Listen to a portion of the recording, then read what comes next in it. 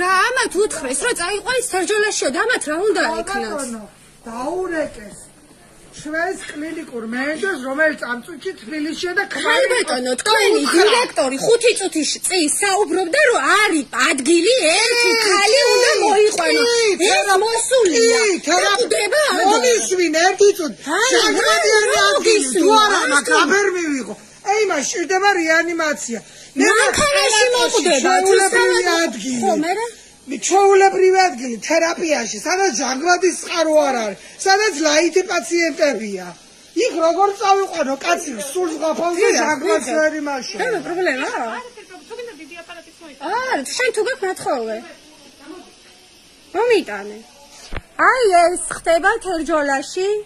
კერძოდ, გასაავადმყოფოა. გეტყვით მაგასაც. თერჯოლა მედიში პაციენტი მოყვანილია, რომელსაც აქვს სუნთქვის უკმარისობა, აგერ 66 წლის კოვიდით დადასტურებული პაციენტი და საავადმყოფო არ უშვებს შიგნით. აი საავადმყოფო, რომელიც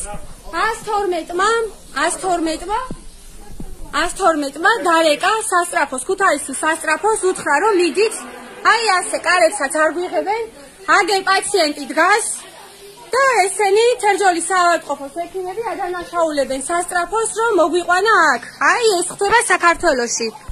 კერძოდ თერჯოლაში.